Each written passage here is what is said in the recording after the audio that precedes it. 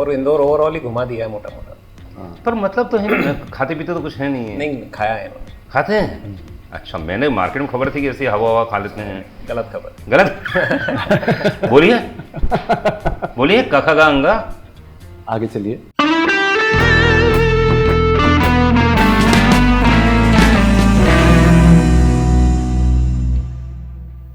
बोलिए बोलिए, काका गा अंगा। आगे चलिए। अरे अरे उससे आगे पढ़ के काका गा अंगा चाचा चाचा टठा टठरना हाँ। तथा ददना हाँ। पपा मा यार लवशास सहमहा। ससोमा। वाह। मेरा नाम है अनुराग पांडे। बचपन के दिन हम इसलिए याद कर रहे हैं क्योंकि बचपन में आपने बैडमिंटन खेला होगा, बचपन में गुल्ली डंडा खेला होगा, कबड्डी खेली होगी, लेकिन जब हिंदुस्तान के इतने बड़े कलाकार यहाँ मौजूद हैं, जरा उनसे तो पूछ लें कि उनका बचपन कैसे गुजरा है। के मेनन साहब के लिए एक बार जोरदार तालियां। Thank you. ये सब हजार रुपए देके बुलाया हमने तालियां के लिए। सुधांशु शर्मा इससे मेरे साथ में मौजूद हैं। क्या बात है, मतलब यहाँ लव भी है, प्यार भी है। ईमानदारी से बोलो, फिल्म इसलिए बनाना चाहते थे, लव कहीं ना कहीं लेके आना चाहते थे आप? हाँ, ईमानदारी से तो लव लाना था, लेकिन वो बैडमिंटन का लव था। अरे बचपन में कौन सा गेम खेला है आपने? बैडमिंटन ही खेला है।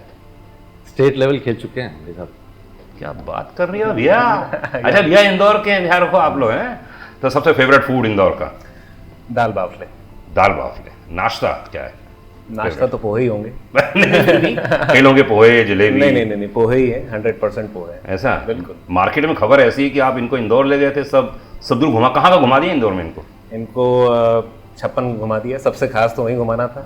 फिर पूरे शहर में ऑटो में बिठा के घुमाया, तो ऑटो का भी मजा ले लिया। अच्छा। और उसके अलावा इधर उधर थोड़े से स्पोर्ट्स वाले कॉम्प्लेक्स ले गए, जहाँ बैडमिंटन एकेडमी है वहाँ पे ले गए, क्रिकेट ग्राउंड दिखा दिया, और इंदौर ओवरऑल ही घुमा दिया है मोटा मोटा। पर मतलब तो है नहीं, खाते पीते तो कुछ है नहीं है। नहीं खाया है इन्होंने। खाते हैं? अच्छा, मैंने मार्केट में खबर थी कि ऐसी हवा हवा खा लेते हैं। गलत खबर। गलत? क्योंकि साहब इंदौर में क्या क्या पसंद आया? यार शहर ही बहुत खूबसूरत है, बहुत ही खूबसूरत शहर। एक तो साफ सुथरा, मतलब बाकी माहौल थोड़ा खिलाड़ी वाला माहौल वहाँ से अगर देखा जाए तो काफ़ी सारे लोग हैं जो किट बैक लेते हुए जाते हुए दिखते हैं। वो सारी चीज़ें हैं। मैं बास्केटबॉल में नेशनल प्लेयर हूँ वहाँ पे। किसमें? नेशनल प्लेयर हूँ बास्केटबॉल में। हाँ, वहीं खेला मैंने। एनसीसी में मैंने गया था दिल्ली में, और बेस्ट शूटर रहा हूँ पूरे ऑल इंडिया का। ये सब इंदौर की देन है। अच्छा। बेस्ट डिसिप्लिन अवार्ड राष्ट्रपति का मेरे पास में। वो डिसिप्लिन कहाँ चला गया? नहीं है है। डिसिप्लिन, इसलिए लोग परेशान है मुझसे। मैं भी एनसीसी वाला हूँ, सी सर्टिफिकेट है। सी सर्टिफिकेट, हाँ। तो मैं तो सब जेडी एसडी सब कुछ करके बैठा हूँ, और मैंने 8 साल ट्रेनिंग दी है फौज में। क्या बात। हाँ, लेकिन प्रॉब्लम ये कि कला की दुनिया में ऐसा होता नहीं है। तो स्पोर्ट्स में बैडमिंटन आप खेले हैं? हाँ, रैकेट स्पोर्ट्स खेला हूँ। आपका फेवरेट क्या है? अभी भी खेलता हूँ, टेनिस खेलता हूँ। आपको तो लॉन टेनिस है ना? हाँ, लॉन टेनिस खेलता हूँ। बट रैकेट स्पोर्ट्स से लगभग सब कुछ खेल चुका हूँ। ऐसा? बचपन से लेके स्पोर्ट्स प्रेमी हूँ, तो बचपन में स्प्रिंटर था। अच्छा। हाँ, खूब तेज दौड़ता हूँ। अभी पता नहीं, अभी तो चीज़ों से दौड़ता हूँ कभी कभी, बट चीज़ें दौड़ते हैं? किन किन चीज़ें दौड़ते हैं? वो थोड़ी मैं बताऊँगा आप। फिर भी मोटा मोटी। नहीं, जो जहाँ पे एटमॉस्फेयर थोड़ा सा ऐसा हो जाता है ना, वहाँ से निकल जाता हूँ। कैसा हो जाता है एटमॉस्फेयर? कैसा? ऐसे ही, मतलब आप समझ गए ना। नहीं फिर भी मतलब, नहीं बहुत प्रकार से हो सकता है। ये तो बहुत निगेटिविटी हो जाती है तो इसलिए भागते हैं लोग। हाँ, बस वही। ये तो बहुत वही। हाँ, जहाँ पॉजिटिव और मस्ती है वहाँ तो शामिल। वहाँ शामिल है। हाँ, हाँ, तो वो थोड़ा दूर भागते हैं। हाँ। तो जब पहली बार कहानी 1 लाइन नरेशन दिया गया था, वो क्या थी लाइन? यार 1 लाइन नहीं, पूरी कहानी सुनाई दी थी। अच्छा, सनद। हाँ, मतलब नरेशन कर दिया था, और सुनते ही मैंने हाँ बोल दिया, बिकॉज एक तो यार एक प्रॉमिस थी उसमें कि बैडमिंटन को जेन्युइनली दिखा जाएगा। ऐसा नहीं कि एक्टर लोग बैडमिंटन खेल रहे हैं बिकॉज वो फिर स्पेशल इफेक्ट्स का खेल है। इसमें जेन्युइन प्लेयर्स हैं, जितने भी बच्चे हैं, इंक्लूडिंग जो बेटा बना यार, सारे के सारे नेशनल इंटरनेशनल लेवल के प्लेयर्स अभी भी हैं। एक तो यहाँ बैठा हुआ है, तो इंटरनेशनल खेल रहा है। इंटरनेशनल खेल रहा है अभी। हाँ, चाइना में से है। तो इस लेवल के प्लेयर्स हैं, तो जो बैडमिंटन आपको दिखेगा ना, वो एक्चुअल बैडमिंटन। अच्छा, मतलब जितने प्लेयर्स हैं जो हैं। हाँ, सब। क्या बात है, आप तो खुद स्टेट प्लेयर रह चुके हैं इसमें, है ना? बैडमिंटन में और आपकी ज़िंदगी में क्या समानता है? क्या क्या चीज़ सीख सकते हैं व्यक्तिगत जीवन में बैडमिंटन से? कि बैडमिंटन से नहीं, मुझे लगता है कि ओवरऑल स्पोर्ट्स से ही आप बहुत कुछ सीख सकते हैं। और जिस नाम की आपने जिक्र किया लव का, तो लव ऑल फिल्म का नाम है, और बैडमिंटन और रैकेट स्पोर्ट्स में उसका मतलब होता है कि स्कोर 0-0 है। गेम शुरुआत आपके स्पोर्ट्स वाले जानते हैं, एम्पायर जब बोलता है लव ऑल प्ले मतलब स्कोर 0 है, गेम किया जाए शुरू। जी। और अगर हम उसको जिंदगी से जोड़ के देखें तो स्पोर्ट्स हमें ये सिखाता है कि आप किसी भी बुरी परिस्थिति से आए हैं, हारे हुए हैं, निराश हैं, खेल आपको वो ताकत देता है कि आप लव ऑल कर सकते हैं। तो हर बार एक नई शुरुआत कर सकते हैं, लव ऑल प्ले कर सकते हैं।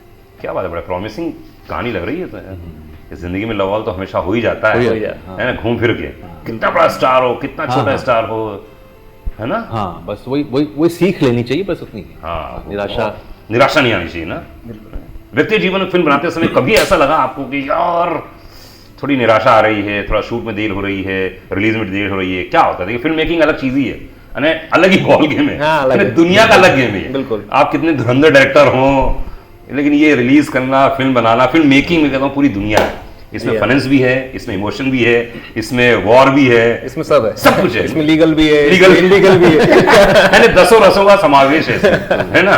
जी है। 10 रस हो गए मालूम है ना। 9 रस थे, अभी एक वात्सल्य आ गया रस। अच्छा, वात्सल्य और रस ऐसा होता है जो माँ और बच्चे के बीच में होता है, स्नेह जिसे कहते हैं। ये बहुत कम लोगों को मालूम है मार्केट में जैसे खबर है। जी तो लव ऑल, तो इसमें तो आपकी जिंदगी में फिल्म मेकिंग के दौरान हो कभी? देखिए होता है, इससे इनकार करना झूठ बोलना होगा कि आपको क्या हुआ, कौन सी परिस्थिति थी? नहीं, परिस्थितियां देखिए, चीजों का डिले होना, या आप जब शूट कर रहे हो उस दौरान अगर कुछ परमिशंस की प्रॉब्लम आ रही है, क्योंकि आप प्रोड्यूसर भी हो फिल्म के, आप राइटर भी हो, तो वो उस जगह छोटी मोटी चीजें चलती है। पर मुझे लगता है कि क्योंकि फिल्म स्पोर्ट्स की थी और हम स्पोर्ट्समैन थे, मतलब मैं इनको भी शामिल कर रहा हूँ, तो वो जो स्पोर्ट्समैन का जो भाव होता है कि ठीक है जो होगा देखा जाएगा, तो वो भाव ने खड़ा करके रखा और हम यहाँ आपके साथ पहुंच गए, इस जगह आ गए। क्या बात है। आपको कौन सी चीज़ बहुत अपील की फिल्म शूट के दौरान? कहानी में क्या चीज़ लगी कि अनुराग ये मुझे बहुत अपील की? इसलिए यार फिल्में तो हमने बहुत की है, लेकिन क्योंकि स्पोर्ट्स प्रेमी होने के नाते अगर स्पोर्ट्स का ही माहौल हो तो वो तो सोने पे सुहागा है। मतलब वो मेरे लिए बहुत प्रिय था थ्रू आउट द शूट, है ना। वो बहुत इंपॉर्टेंट फिल्म हो जो स्पोर्ट्स पे हुआ। हाँ, मतलब लोग खेल रहे हैं बाकायदा, सही खेल, मतलब सब कुछ आपके सामने हो रहा है, वो चीज़ बहुत अद्भुत है। वो मिलता नहीं नॉर्मली होता है कि हम लोग स्पोर्ट्स फिल्में करते हैं तो हम चीटिंग करते हैं, उसने मार दिया फिर वो दिखा दिया, वो सारी चीज़ें नहीं है इसमें। 20-20 की रैली, 30-30 की रैली चल रही है। अच्छा, डाइव हो रहे हैं, बच्चे खड़े हो रहे हैं, फिर चालू हो गई। अच्छा, तो कैमरा आप कट नहीं है, ऑलमोस्ट मतलब 5-6 कैमरा तो लगाए हुए थे बैडमिंटन के लिए, पर आप कट ही नहीं कर रहे हो क्योंकि 1 फ्रेम में ही सब कुछ चल रहा है। और के मेनन साहब पहली चॉइस थे फ्रैंकली, क्योंकि आपके दिमाग में जब आप कहानी लिखते हो और एक इमेजिन करते हो तो एक कैरेक्टर आपको दिखने लगता है। तो प्रिय अभिनेता थे, इसमें तो कोई दो राय नहीं है।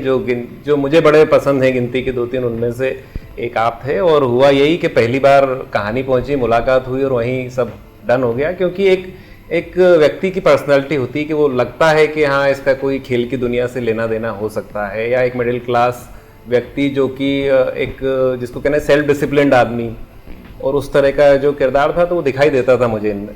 और फिर बहुत ज़्यादा ऐसा कुछ हुआ नहीं कि ये भी गए वहाँ भी गए, सीधे बात हुई और डन हो गई कहानी।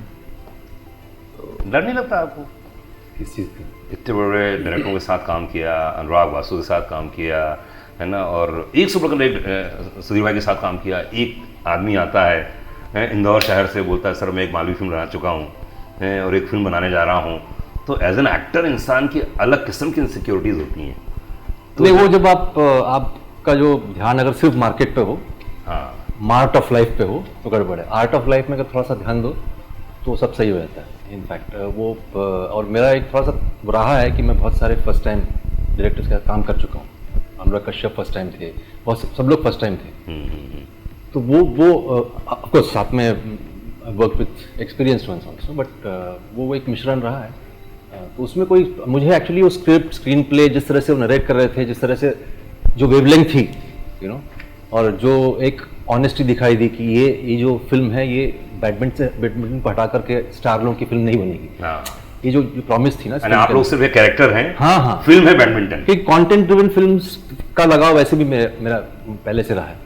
तो कंटेंट ड्रिवन फिल्म्स अगर सामने हो और सामने वो प्रॉमिस हो तो आपको हाँ कहने में देरी नहीं लगती। क्या डिफरेंस आता है जब नया डायरेक्टर आता है और एक एकदम वेटरन होता है? क्या डिफरेंस आता है? क्योंकि मैंने आपको शूट में भी देखा है और दोनों के साथ देखा है, नए वालों के साथ भी देखा है, पुराने वालों के साथ भी देखा है। चलिए बताता हूँ। मेट्रो में था मैं, जब अनुराग बसु के साथ शूट कर रहे थे आप, कंगना का ऊपर शॉट चल रहा था, आप नीचे थे और पूरा शूट देखा मैंने वो। और नए के साथ भी काम किया, स्ट्रेंजर काम कर रहे थे आप, आनंद के साथ में। तो क्या डिफरेंस है? सो वही नहीं, एक्चुअली डिफरेंस क्या है ना, तब आप अगर आप डिफरेंस पे ध्यान रखोगे तो डिफरेंस दिखाई देगा। अगर आप सिर्फ उस फिल्म पे ध्यान रखो तो आपका ध्यान कहीं और होता नहीं है, और आप इस प्रकार का जो एक कंपैरिजन करते ही नहीं, क्योंकि फिल्म आखिर फिल्म होती है। फिल्म जो आएगी वहाँ पे, वो अगर अच्छी हो तो फर्क नहीं पड़ता कि किसने बनाई, तो वो नए हो पुराने हो, डजंट मैटर। कभी ऐसा हुआ कि आप नए डायरेक्टरों को थोड़ा सा बता देते कोने में जाकर, बेटा ऐसा नहीं, ऐसा शूट कर ले? नहीं, वो तो व्हेन ऐसा शूट कर ले, नहीं कभी नहीं, कॉन्सेप्ट पे डिस्कशन होती है, सीन्स पे डिस्कशन होता है, वो सारी चीजें हम एक्सपीरियंस लोगों के साथ भी करते हैं, ऐसी बात नहीं। हाँ, बराबर। तो वो करके ही, मतलब क्या है ना, देखो, film making is the only organised form of art.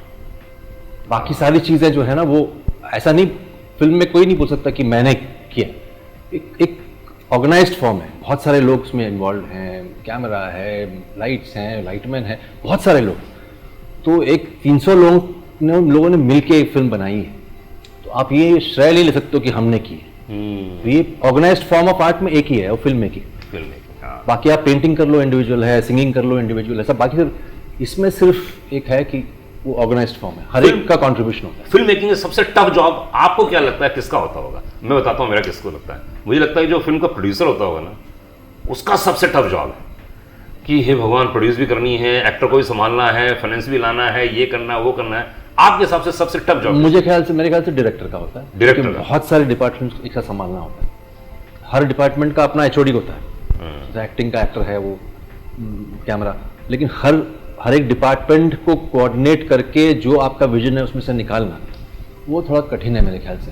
Producer का भी है, ऑफकोर्स उसके पैसे लगे हुए, बट यहाँ तो प्रोड्यूसर, राइटर, डायरेक्टर तीनों हैं, तो ऑब्वियसली इनकी तो आत्मा झकझक कर रहे हो, जाने करो मैं। तो यहाँ पे एक बार वो प्रोड्यूसर को दबा देते हैं, हटाओ मैं डायरेक्टर दबा के प्रोड्यूसर, ऐसा करते रहेंगे वो कॉन्गो। आपको किसमें मजा आता है? डायरेक्ट करने में, राइटिंग करने में, प्रोड्यूस करने में? नहीं, प्रोड्यूस करने को छोड़ दीजिए, बस राइटिंग वो छोड़ दे। आराम से अपने कमरे में बैठे आप राइटिंग कर रहे हो, आनंद आता है। राइटिंग आपके साथ में ऐसे एक्टर्स हों और आपके पास में खिलाड़ी हों और ऐसी फिल्म हो, तो फिर डायरेक्ट करने में मजा आता है। तो पर हाँ, प्रोड्यूस करना वैसा आनंददायक नहीं, क्योंकि उसमें मुझे लगता है कि बहुत सारे कमर्शियल एंगल, बहुत सारी बातें, इस तरह का एक बिजनेस आ जाता है उसके बीच में, तो वो हर बार आनंददायक नहीं होता। वो बीच पॉइंट क्या था जब आपने सोचा कि मुझे ये फिल्म बनानी है? ये तो बड़ा लंबे समय से कहानी मन में चल रही थी। अच्छा। तो फिर जैसा मैंने बताया कि काली चाट एक फिल्म आई बीच में, उसको उम्मीद से अधिक मुझे लगा कि प्यार मिल गया, सम्मान मिल गए। ऐसा तो ऐसा नहीं है। नहीं, ये सच्चाई है, ये सच्चाई है कि उम्मीद मुझे नहीं था, हमने तो ऐसे ही बना के डाला, तो ऐसे जब रिस्पॉन्स आने लगा तो लगा कि तो कुछ बन गया। तब डिसाइड किया कि अब देर नहीं करनी चाहिए, अब प्रॉपर जो कहानी मन में चलती है और जिसको लिखा हुआ है उस पर फिल्म बननी चाहिए। तो वहाँ डिसाइड हुआ, करीब 2016-17 में ये डिसाइड हो गया कि हाँ, अब इस पर जल्दी काम शुरू किया जाए। तो वन लाइनर क्या है इस कहानी की, हमारे जितने देख रहे हैं लोग? इसका वन लाइनर है बेसिकली कि स्पोर्ट्स में वो शक्ति है, खेल में वो ताकत है कि वो आपको ज़िंदगी में किसी भी बुरी परिस्थिति से निकाल के, किसी भी ऐसी खराब स्थिति से निकाल के वापस खड़े होने की ताकत देता है। खेल आपको केवल जीतना नहीं सिखाता, हारना भी सिखाता है, जो बड़ा ज़रूरी है। और अगर एक किरदार में बदलाव आप करना चाहते हैं व्यक्ति के, उसको कहीं से निकालना चाहते हैं, तो बहुत बड़ा माध्यम है।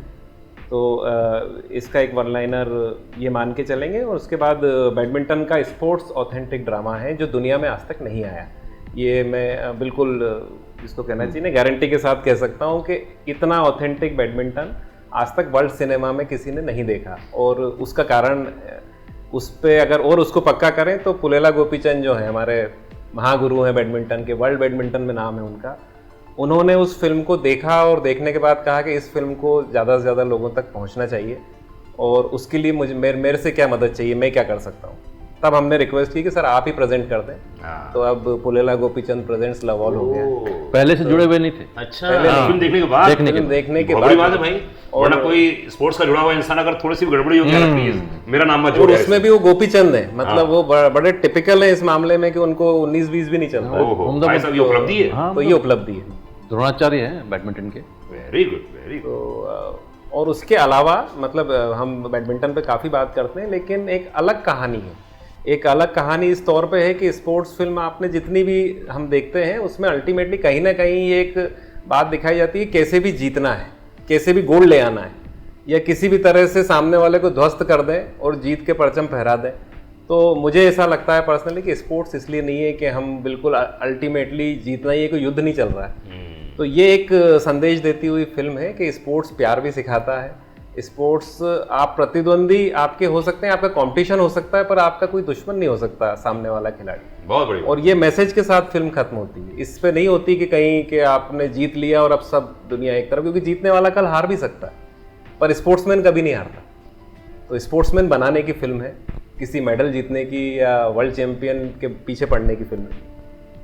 क्या बात, बहुत अच्छी बात है। दुश्मन नहीं हो सकता है ना? आपके दुश्मन तो होंगे कुछ लोग इंडस्ट्री में। मेरे तो नहीं है भाई। हैं? नहीं होंगे, कुछ ना कुछ तो होंगे। इतना अच्छा काम करिए साला, ऐसे नहीं बोलता। अब वो उनकी प्रॉब्लम है भाई, मैं कुछ कर नहीं सकता उसका। ऐसा कोई मिला आपको प्रिय दुश्मन मिला? प्रिय दुश्मन नहीं मुंह पे बोल देता सब है, प्रिय है। आप जो मुंह पे बोल देता है यार तूने ये कैसे कर दिया यार ये, हैं? ऐसे मिले हैं, बट वो प्यार की वजह से मैं सबका प्रिय, सबसे प्रिय दुश्मन कौन है आपका? प्रिय दुश्मन। हाँ मतलब प्यार भी करते हो लेकिन कंपटीशन भी है, लेकिन यार वो सारे हम, जैसा इन्होंने कहा कि हम स्पोर्ट्स वाले ऐसे सोचते हैं कि भैया कंपटीशन है लेकिन कोई दुश्मनी नहीं है उसमें, प्यार है। मतलब मैंने तो कई बार तो इरफान को मैंने फ़ोन करके बोला था कि यार तू ये कैसे कर लिया तुमने। हाँ। तो कौन सा सीन बहुत पसंद है इरफान का? नहीं, मुझे तो पूरी फिल्म, मीरा नायर वाली फिल्म पूरी, प्लस पान सिंह तोमर, ये सब तो ज़बरदस्त काम किया। मनोज को मैंने फ़ोन किया था बीच में, वो सब। हाँ, तो वो किस के लिए? बंदा, एक बंदा काफ़ी, वो दिखा दिया एक बंदा काफ़ी है, एक बंदा का। तो वो सारी चीज़ें हैं। तो वो तो ये सब हैं, धुरंधर लोग हैं, लेकिन हम सब जो हैं एक, जैसे कहते हैं ना, एक गुट के हैं, एक तरह सोचते हैं, एक तरह वो करते हैं, और खुशी भी होती है एक दूसरे के काम की वजह से। क्या बात है। तो चलिए मेरी ओर से बहुत बहुत शुभकामनाएं। मैं चाहूँगा कि फिल्म बहुत चले। और इसमें वैसे चूंकि रेडियो का है तो गाने इसमें बहुत बेहतर गाने भी हैं? आप गानों के बारे में अरे देखिए गाने भाई, और नहीं, लिपसिंक नहीं बता दो। अच्छा नहीं, गाने मुझे लगता है कि म्यूजिकल फिल्म भी कह सकते हैं आप। इसमें बड़े सुंदर गाने हैं। अच्छा, कितने गाने? और 5 गाने हैं, और 5 में ऐसा नहीं है कि ये बहुत अच्छा है और ये कमजोर है। पहला जो गीत है जो आपको भी बड़ा पसंद है, मुझे भी बड़ा पसंद है, गीली सी सुबह, एक गीत है, पापोन ने गाया है। म्यूजिक भी उतना ही सुंदर है। गीली सी सुबह एक ख्वाब में खो गई थी, देर से जागी सुबह। अच्छा। और उस तरह के गीत शायद आजकल कम आ रहे हैं, लेकिन मुझे लगता है कि इतना पसंद आएगा लोगों को, एक बार वो लोगों के कानों तक पहुंच जाए।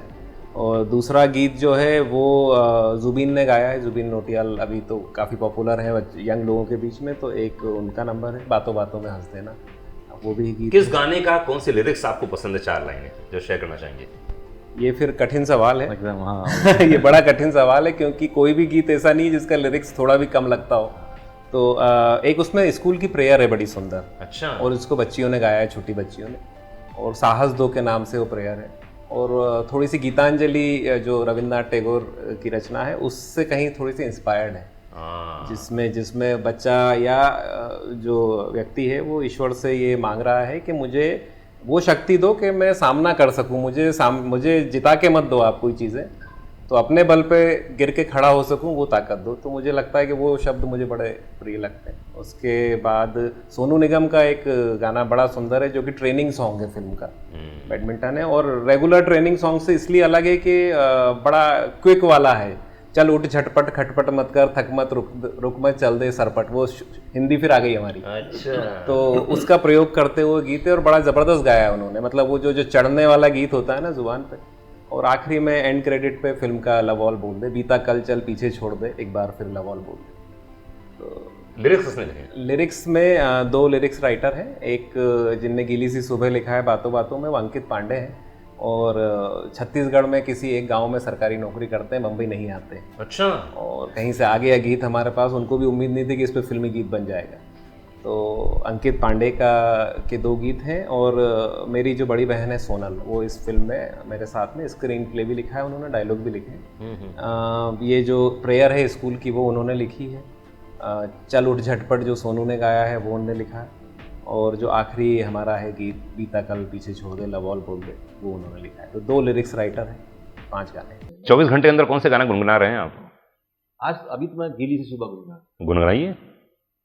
गुनगुनाइए, थोड़ा सा गुनगुनाइए, आपने बोला ना आप गुनगुना रहे हैं, मैं गाना लगाऊंगा उसके बाद। देखो भाई ये है ना, लिरिक्स मुझे याद नहीं, पुराना चुका है। गिली सी सुबह ख्वाबों में भीगी फिजा, एक ख्वाब में खो गई थी, देर से जागी सुबह, गिली सी सुबह ख्वाबों में भीगी फिजा, रात में पैदल घूम के दुनिया, सूरज शहर में फिर से लौट रहा है, लौट रहा है, लौट रहा है। रात में पैदल घूम के दुनिया, सूरज शहर में फिर से लौट रहा है, गलियां वही है पुरानी, पर नई होगी सुबह, गीली सी सुबह ख्वाबों में भीगी फिजा। सॉरी पैपॉन।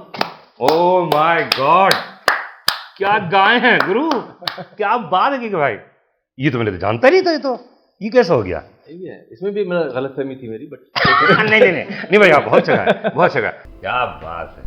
तो चलिए best of luck. Thank you. मैं चाहूँगा कि फिल्म के गाने बहुत चले, फिल्म बहुत चले और लोग इंस्पायर हो यार। स्पोर्ट्स एक ऐसी चीज़ है, लोग हार के भी अगर महसूस करें कि यार मैं जीत चुका हूँ कुछ मामलों में, तो वाकई लाइफ वही है। नहीं, वो हम यहाँ से यही अपील करेंगे कि एक जो डिमांड रहती है सभी की रहती है कि अच्छा सिनेमा बड़ी स्क्रीन से नज़ारा दो रहा है, जिसको कहना है कंटेंट बेस्ड, तो वो शिकायत हमने तो अपनी पूरी कोशिश कर ली।